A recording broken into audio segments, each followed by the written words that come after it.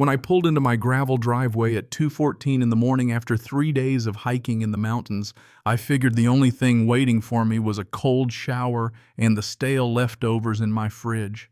Instead, I found a full-blown block party raging inside my own house. No, seriously, a conga line of wine moms streaming out of my living room, belting out "I Will Survive" at a volume I swear you could hear. Down in the valley, twinkle lights crisscrossing my porch lights.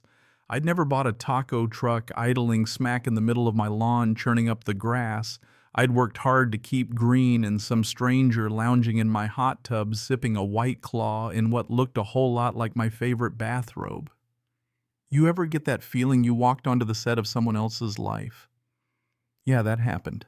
I was so stunned I barely registered the blinding flashlight beam that pinned me right in the eyes, or the voice barking at me to step out of my vehicle, hands visible like I was some criminal caught in the act. Turns out someone had called 911 to report a prowler skulking around the property. The caller, HOA Vice President Gretchen Sloan, and she gave them my address. That's when you know you've really made it in the neighborhood, when your own HOA tries to have you arrested for breaking into your own home. Next thing I knew, 2 cops had their hands hovering over their holsters, demanding ID, asking me what business I had on the premises. Let me back up a sec, because at this point you're probably wondering what the hell I did to land myself in handcuffs beside a half-melted flamingo ice sculpture while the smell of bad margaritas wafted through my broken screen door. Name's Wes Darnell. I'm 38, work as a stonemason, and I inherited this log cabin in Hickory Knoll Estates from my granddad 5 years back. This place is your classic sleepy mountain spot. Every mailbox has a carved bear, and every neighbor owns at least 3 leaf blowers they fire up at the crack of dawn every Saturday like it's some sort of ritual. I'm the private type, always have been. Never cared much for the monthly potlucks where every dish is some version of green bean casserole, and I dodge those HOA pancake breakfasts like they're jury duty, mostly because I prefer my pancakes not to taste like wet cardboard and regret. I keep to myself, live year-round in my cabin, grow tomatoes and herbs on my porch, keep my yard tidy, my grass cut, and my business to myself. Apparently that was enough to paint a target on my back, at least according to Gretchen Sloan, 61, Pilates fanatic and self-appointed moral compass of Hickory Knoll. Gretchen was the type who wore $200 yoga pants to check her mailbox and had a running commentary on every landscaping choice in a 5-mile radius. She distrusted men who kept to themselves, and she especially didn't like anyone who didn't play along at her HOA events. At the last meeting I got dragged to for a septic tank issue of all things, she said my cabin had serial killer chic and claimed my beard was disrespectful to the community aesthetic. You know what I mean? The real trouble started when I exercised my right to not join the HOA. My granddad's lot was legacy property. HOA was optional, and I politely declined. Gretchen took that like I'd spat in her organic chia pudding.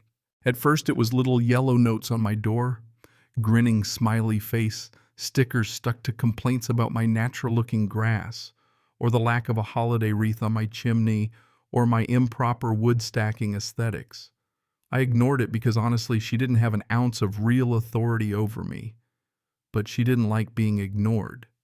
Suddenly, the HOA newsletter featured concerned resident spotlights starring yours truly in blurry photos taken from behind a bush, one showing me carrying groceries, the caption asking if I was bringing in suspicious packages. Another of me watering tomatoes, speculating about what kind of plants I was really growing. She even filed a complaint with animal control about my aggressive basil attracting dangerous bee activity. I wish I was kidding. Then came the property audits, which was just Gretchen and her army of nosy clipboard ladies traipsing onto my land while I was at work, measuring the height of my grass, documenting the angle of my mailbox, taking pictures of my compost bin like they were building a case for the FBI. One time I came home to 3 of them photographing my doormat because apparently it wasn't seasonally appropriate. But you want to know what finally pushed me over the edge? I'd just finished a brutal 2-week job restoring a stone wall downtown, so I locked up my cabin, set my cameras, and disappeared into the woods for a 3-day hiking trip. Figured I'd come back with a clear head, ready to ignore Gretchen's latest round of helpful suggestions. I hadn't even made it out of the county before she noticed my truck was gone. Gretchen had a sixth sense for knowing who was home, who was gone, who needed to be monitored. And the moment she realized I was away, she saw her chance. That's when she decided, without asking anyone, and sure as hell not asking me, to host the HOA Spring Social Sip and Sing Gala at my cabin. You can't make this stuff up. The wildest part, she had a key. I don't know how, never gave her one, never hid one under a rock, never trusted a neighbor with a spare. But there she was on my security footage less than 4 hours after I left, unlocking my front door and bossing people around like she owned the place. So when I showed up to that circus at 2:14 a.m., the police had already been called by Gretchen, who told them I was trespassing on community-held property. I stood there in hiking boots, 3-day-old clothes, blinking in the disco lights, surrounded by suburban moms in sundresses, double-fisting margaritas. There was a DJ spinning 80s bangers, my couch shoved up against the wall to make a dance floor. The kitchen counters covered in charcuterie boards and wine bottles, and that poor flamingo ice sculpture drooling pink water all over my handmade coffee table. I tried to explain calmly that this was my property I owned. It could prove it 6 ways from Sunday. Showed them my driver's license, pulled up the property records, even pointed at the family photos on the wall. The officers were skeptical until I showed them the security cam footage. Watching Gretchen let herself in and orchestrate the whole event, you could practically see the color drain from her face. Right then, their radio started blowing up, noise complaints, blocked driveways, somebody furious about the taco truck questions about unlicensed amplified music. Suddenly, Gretchen's little party didn't look so innocent. And then, twist of the night, the officer squinted at Gretchen, asked if she'd ever worked with the Cedar Pine Township HOA. Turns out he'd investigated her 3 years ago for embezzling HOA funds for her personal landscaping. She'd been quietly ousted, no charges, but now here she was, up to her old tricks. The moment he said her name, the room shifted. Gretchen started shrieking about sacred community gatherings as the officers led her off my property, sequin shawl sparkling under the porch light, party guests scattering like cockroaches. The taco truck guy apologized, said he thought it was an official event, handed me his card, and took off. I barely slept 2 hours that night, couldn't even use my bed because it reeked of someone's perfume. The next morning, I called my lawyer, Talia Chang, local legend in mountain property disputes, total pit bull when it comes to HOA overreach. She took one look at my camera footage and said, "Let's get to work." Within 36 hours, she'd filed a restraining order and a civil suit against Gretchen, breaking and entering, trespass, destruction of property, emotional distress, the works. Meanwhile, the HOA board held an emergency session, finally realizing Gretchen had gone rogue. She'd lied to everyone, claimed the board voted to use my cabin as a community space.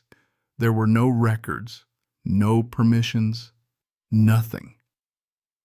When they learned about the cops and her embezzlement history, the board president looked like he wanted to crawl under the table. They suspended her on the spot, sent me a formal apology, polite, but I told them still not joining your club. For the next week, I documented every bit of damage. The hot tub had so many bubbles from some joker dumping in a whole bottle of bubble bath it needed a professional cleaning. My grandma's antique rug, red wine stains that'll never come out. Cabinets all rearranged, no clue why.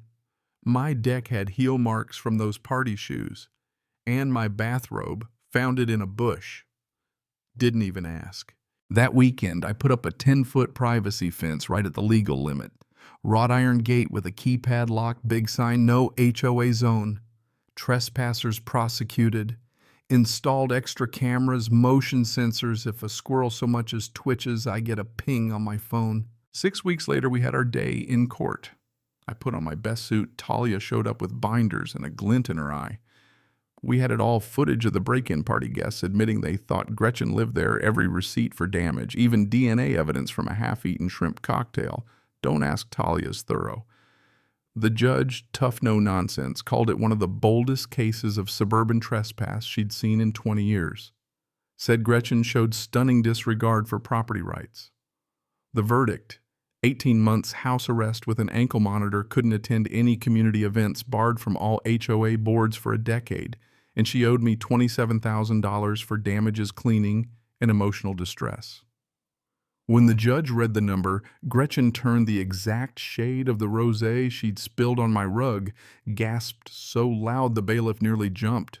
So that's how a quiet, off-grid stonemason like me ended up the unwitting host of the wildest party Hickory Knoll Estates has ever seen, and the reason there's now a 10-foot fence and a taco truck ban on my street. Makes you think, how far should one neighbor go to defend what's theirs? And when does community spirit just become straight-up trespassing? Drop your thoughts in the comments. Have you ever dealt with an out-of-control HOA or a neighbor from hell? I want to hear your stories, because around here you learn quick. Lock your doors, trust your cameras, and never ever give Gretchen a spare key.